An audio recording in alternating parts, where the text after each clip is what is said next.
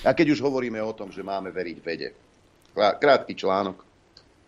Tu som si našiel nie až taký krátky, ale predsa len na Echo24, keď už sme pri tom očkovaní a pri tom, ako máme veriť vede. V nedávnom období nátlaku na očkovanie proti covidu zverejnil český lekár Jan Vojáček tento instagramový príspevok. Korporácie chcú zarobiť, politici zostať pri korite, médiá získať pozornosť ľudí a vedci získať slávu. Vlna nesúhlasu, že výrobcovia vakcín a politici a médiá profitovali z rozkurovania pod kotlom, to by verejnosť ešte pochopila. Ale vedci?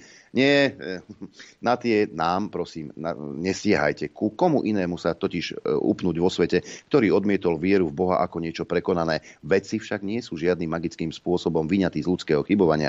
Vrátane morálneho a história medicíny je aj reťazcom prípadov, keď sa veriť vede fatálne neoplatilo. Mala to byť metóda bezpečná a efektívna. Aspoň tak ju prezentoval portugalský neurológ António Egas Moniz. Jej vynálezca spočívala v chirurgickom prerušení nervových spojov čelných mozgových lavokov, ktoré vraj umožnia obnovu deštruktívnych mentálnych vzorcov a ich návrat do normálu.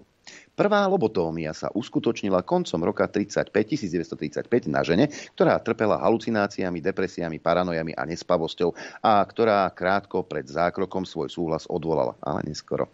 Nasledovali ďalšie 20. Keď Egas Moniz predstavil výsledky týchto pionierských operácií, tvrdil, že sa stav 1/3 pacientov dramaticky zlepšil, stav 2/3 ľahko a stav zvyšnej tretiny zostal nezmenený. Klamal.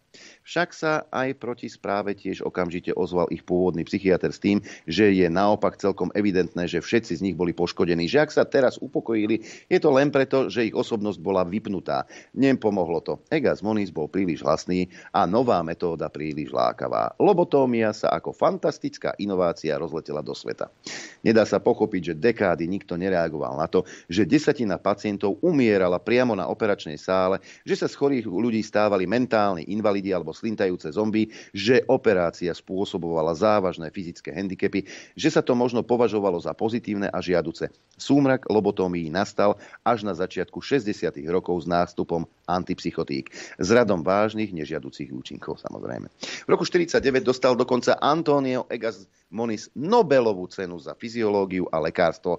Venujme mu tichú spomienku v súvislosti s udelením tohto vyznamenania za prispenie k vývoju mRNA vakcíny. Kontroverzie, pochybnosti i preukázané klamstvá majú byť slávnym aktom vyvolenia vymazané.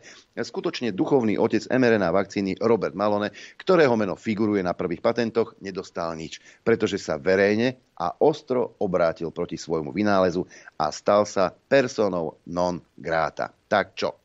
Budeme veriť vede bezhranične? Lebo vedci sa nespochybňujú. Klimatickí vedci sa nespochybňujú. Koronoví vedci sa nespochybňujú. Farmafirmy sa nespochybňujú, lebo to sú samozrejme filantropy. Oni vás ľúbia, oni vám chcú pomôcť.